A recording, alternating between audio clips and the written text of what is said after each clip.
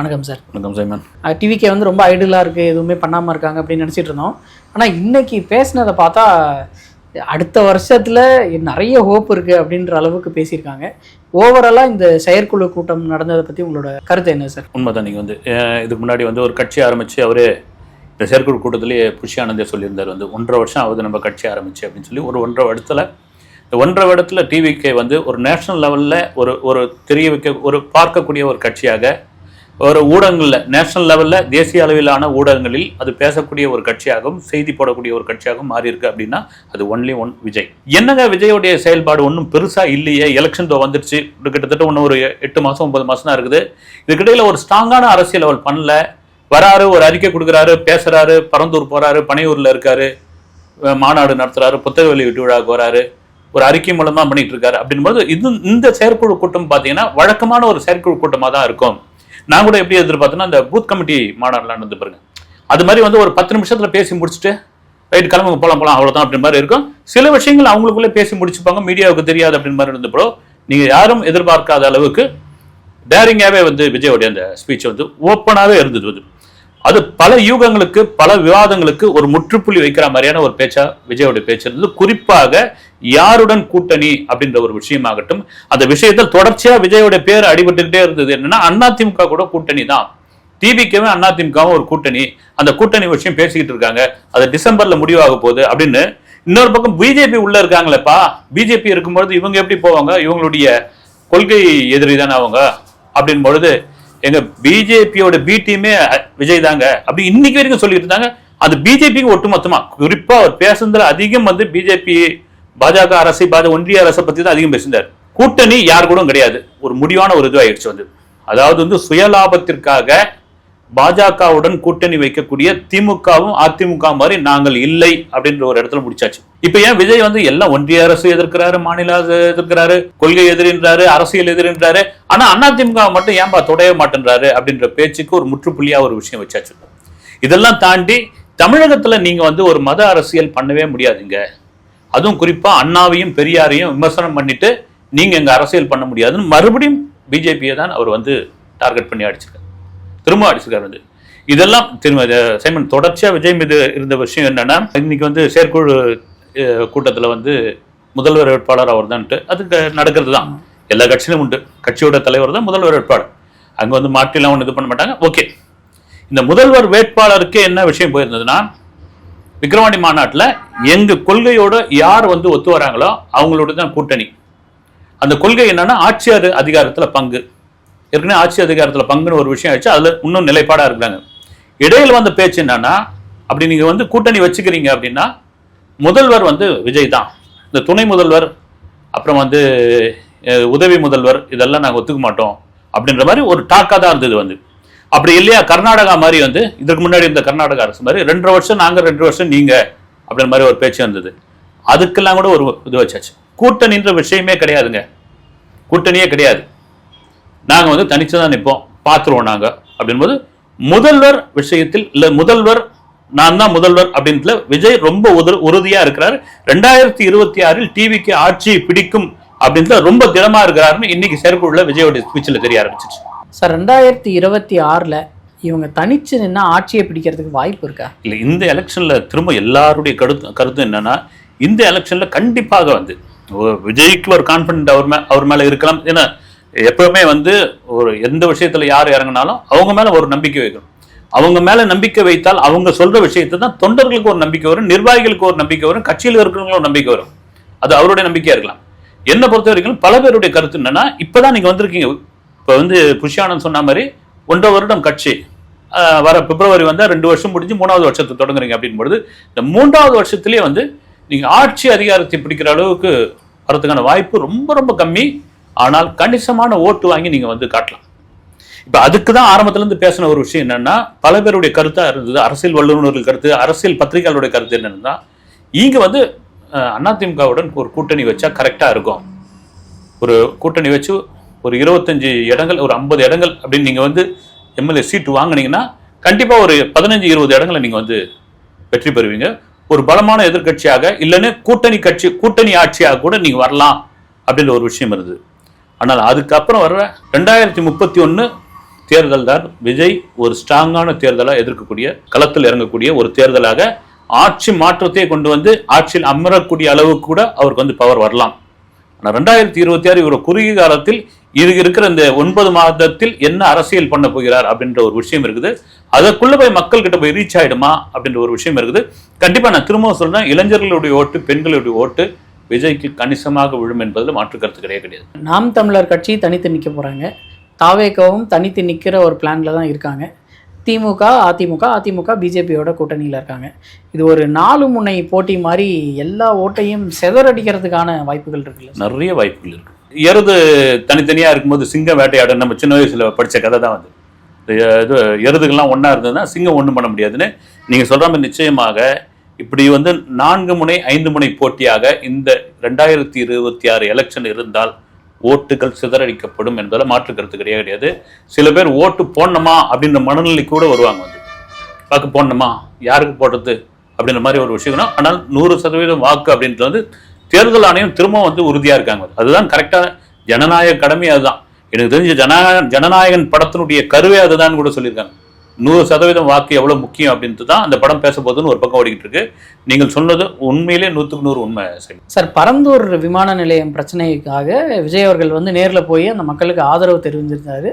அதுக்கப்புறம் விஜய் அவர்களை பார்க்கறதுக்கு அந்த மக்கள் வந்து இங்கே பனையூருக்கும் வந்திருந்தாங்க. இப்போ இன்னைக்கு பேசினதுல வந்து முதலமைச்சர் நேரில் போய் பார்த்து அந்த விஷயத்தை வந்து நிறுத்தணும், அந்த மக்கள்கிட்ட வந்து நீங்கள் பேசணும் அப்படின்னு சொல்லியிருக்காரு. சப்போஸ் அது நடக்கலைன்னா நான் அந்த மக்களோட நேராக வருவேன் அப்படின்ற மாதிரி ஒரு சவால் விட்டுருக்காரு. இது சாத்தியமா சார்? இல்லை, இது சாத்தியத்தை தாண்டி வந்து அவர் நீங்கள் வந்து இந்திய அளவில் உலக அளவில் கூட பார்த்தீங்கன்னா பெரும்பான்மையான அரசியல் வந்து விவசாய அரசியல்லேருந்து தான், விவசாயிகளுடைய பிரச்சனையிலேருந்து தான் தொட ஆரம்பிக்கிறாங்க. அது வந்து கம்யூனிஸ்ட் நாடாக கூட இருந்தால் கூட சரி வந்து. ஏனால் திரும்பவும் சொல்கிறது தான், எந்த ஒரு நாட்டினுடைய முதுகெலும்பே விவசாயிகள் தான் அப்படின்னா அதை தான் சொல்கிறாரு. விவசாயிகளுக்கு ஒரு பிரச்சனைனா நான் வந்து முதல்ல நிற்பேன் அப்படின்னு. இந்தியாவினுடைய அதுவும் வட இந்திய அரசியலே வந்து விவசாயிகளுடைய பிரச்சனையை முன்னணி வச்சு தான் இது பண்ணியிருக்கு.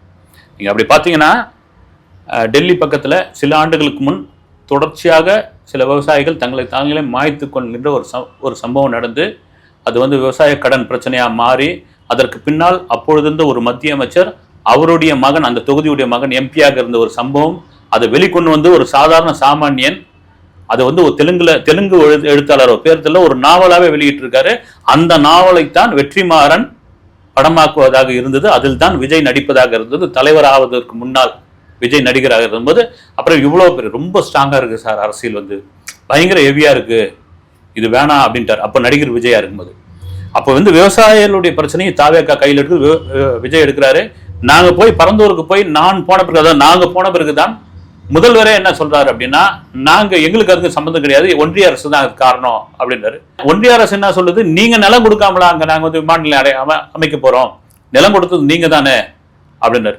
விஜய் சொல்றது என்னன்னா, நீங்க வந்து இங்க தமிழக அரசு சார்பாக அமைச்சர்களையும் அதிகாரிகளையும் அமைச்சுக்கிட்டு இருக்கீங்க, உங்களை வந்து அந்த விவசாயிகள் சந்திக்கிறதுக்கு நீங்க வந்து சந்திக்க வேணாம், நீங்க கோட்டையில நீங்க ஒரு டைம் கொடுங்க, அவங்கள சந்திங்க. நீங்க அப்படி நீங்க சந்திக்கலைன்னா இவங்களை நான் வந்து கைப்பிடிச்சுன்னு தலைமைச் செயலகத்துக்கு வந்துருவேன் நான் அப்படின்ற ஒரு விஷயம் ஆரம்பிச்சிருக்காரு. இது என்ன கத்திப்படம் மாதிரி இருக்குன்னு நீங்க இது பண்ணீங்க இல்ல. இதை வந்து இந்த அரசியல் இது என்ன தொடர்ச்சியா விஜய் மீது வைக்கிற விமர்சனம் என்னன்னா, வருவாருங்க ஒரு கூட்டத்தில் போய் பேசுவாருங்க, அடுத்து வந்து வேற ஒரு இதுக்கு மாறிடுவார் அப்படின்னு. அதுதான் இருக்கக்கூடாது. விஜய் அதுக்காக கூட்டமானு கிடையாது. இந்த விஷயங்கள்ல ஸ்ட்ராங்கா அடுத்தடுத்த கட்டத்துக்கு வந்து போய்கிட்டே இருக்கணும். அடுத்தடுத்த நிகழ்வுக்கு, அடுத்தடுத்த மக்கள் போராட்டத்திற்கு, அடுத்தடுத்த சம்பவங்களுக்கு அவரே வந்து குரல் கொடுக்கணும் அப்படின்னு தான் வந்து. அது கூட இன்னைக்கு தீர்மானம் நிறைவேற்றப்பட்டு சில விஷயங்கள்லாம் பேசப்பட்டதாக கூட தகவல் இருக்குது. வருகிற ஆகஸ்ட் மாசமே 2வது மாநாடு நடத்திடலாம் திருச்சி அல்லது மதுரையில. அதாவது இங்க விக்கிரவாண்டி மாநாட்டை தாண்டி பிரம்மாண்டமான மாநாடாக அது இருக்கணும். இல்ல கொங்கு மண்டலத்தை கூட வருவாங்க. இது என்னன்னா, அவங்க தென் மாவட்டத்தில் இருப்பவர்கள் என்னன்னா, எங்களால விக்கிரவாண்டி மாநாட்டுக்கு சரியா வர முடியல, நாங்களாம் நிறைய பேர் வரலான்னு இருந்தோம், அதெல்லாம் முடியாம போயிடுச்சு, எங்களுக்கு வந்து நாங்க கலந்துக்கிற மாதிரி ஒரு வாய்ப்பா கொடுங்க அப்படின்னு தென் மாவட்டம், கொங்கு மண்டலம் இதெல்லாம். ஏன்னா இங்க இருக்கிற வட மாவட்டத்துல இருந்து நிறைய வந்துட்டாங்க. அந்த மாநாடு எவ்வளவு விமர்சனம்லாம் பண்ணுச்சு. மாநாடுக்கு முன்னாடி வந்து 50,000 பேர் வருவாங்க, 75,000 பேர், ஒரு பெரிய மாநாடாக அமைச்சிச்சு. அதை விட ஒரு பிரம்மாண்ட மாநாடாக திருச்சியில் மதுரையில் வந்து இனிமேல் ஒவ்வொரு கட்சியும் மாநாடு ஆரம்பிப்பாங்க. இதெல்லாம் மாரி மக்களை சந்திக்கிற அந்த சுற்றுப்பயணம் நாம கூட தொடர்ச்சியா பேசிட்டு இருந்தோம். இந்த சின்னம் கிடைச்ச பிறகு போக போறாரு மாதிரியான ஒரு விஷயங்கள்லாம் இருந்தது. அது செப்டம்பர் மாதத்தில் தொடங்கி செப்டம்பர், அக்டோபர், டிசம்பர்ல அந்த மக்களை சந்திக்கிற பயணம் அப்படின்னு அதுவும் ஒரு நல்ல மழைக்காலம் வேற. ஆமா சார், அதுக்கு வடகிழக்கு பருவமழை இங்க ஆரம்பிச்சிடும். ஒருவேளை மழையில் நினைஞ்சுக்கிட்டே பாக்குறாரா என்னன்னு தெரியல வந்து. ஓகே, ஏன்னா எலெக்ஷனுக்கு ரொம்ப நாள் இல்லை, அப்படி சிக்குன்னு ஓடிடும். அது ஒரு படத்துக்கு வந்து இன்னும் 50 நாள் தான் 40 நாள் தான் அப்படி இது கவுண்ட் டவுன் போடுறாங்கல்ல, அது மாதிரி எலெக்ஷனுக்கு கவுண்ட் டவுன் வந்து நீங்க பார்த்து முடிக்கிறதுக்குள்ள போயிடும். விஜயோட பிளான் வந்து என்ன பிளான் ஒன்றும் ஓப்பனா சொல்ல. இன்னைக்கு செயற்குழுல பேசுறது வந்து இதுதான் அப்படின்பொழுது ஒரு தீர்க்கமான முடிவு என்னன்னா, கூட்டணி யாருடனும் கிடையாது, முதல்வர் வேட்பாளர் நாங்க தான் நிற்போம், அதே சமயத்துல எங்க கொள்கையிலிருந்து நாங்க துளி அளவும் மாறுபட மாட்டோம், நீங்க என்ன வேணாலும் விமர்சனம் எங்களை பண்ணிக்கங்க அப்படின்னு வந்து போல்டாது. டிஎம்கே பிஜேபியை எதிர்க்கிற அளவுக்கு தாவேகா வந்து எதிர்க்கிறாங்களா? ஏன்னா டிஎம்கே வந்து ஒரு நாளும் ஒரு விமர்சனங்களை வந்து வச்சுக்கிட்டு இருக்காங்க.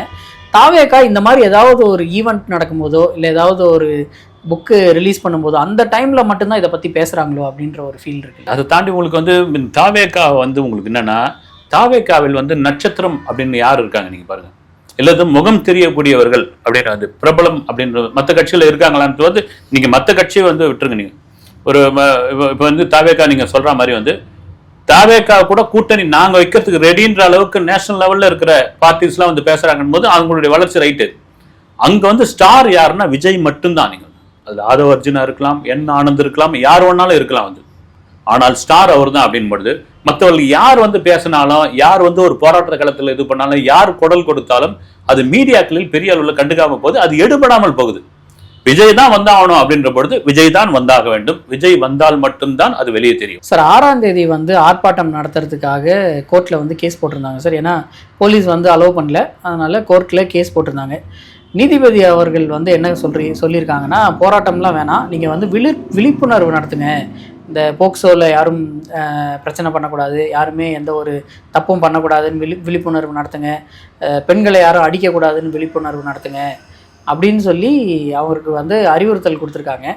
இந்த விஷயத்தை கையெடுத்து பண்ணுவாங்களா? ஏன்னா அவங்களோட குறிக்கோள் இதுக்கான ஆர்ப்பாட்டம் நடத்துறது, இவங்க சொன்னது வேற. நம்ம திரும்ப சொல்றது என்னன்னா, நம்ம தாவேகாவில் வந்து குறைத்து மதிப்பிட்டு வந்து சொல்லவே இல்லை. வந்து திரும்பவும் சொல்றது, நீங்க வந்து ஆதவ அர்ஜுனா வந்தாலும் சரி, என்னானந்த் வந்தாலும் சரி, மற்றவர்கள் வந்தாலும் சரி, விஜய் வந்து ஒரு களத்திற்குள் இறங்கி அவர் வந்து ஒரு முழக்கம் விட்டு அவர் வந்து நின்று ஒரு குரல் கொடுத்தார் அப்படின்னா அதுதான் மீடியா அட்டென்ஷன் ஆகும், அதுதான் பொதுமக்கள் பார்வைக்கும் போகும். அவர் என்ன பேசுகிறார், அவர் களத்துக்கே வந்துட்டார்பான்ற ஒரு விஷயமாகும்.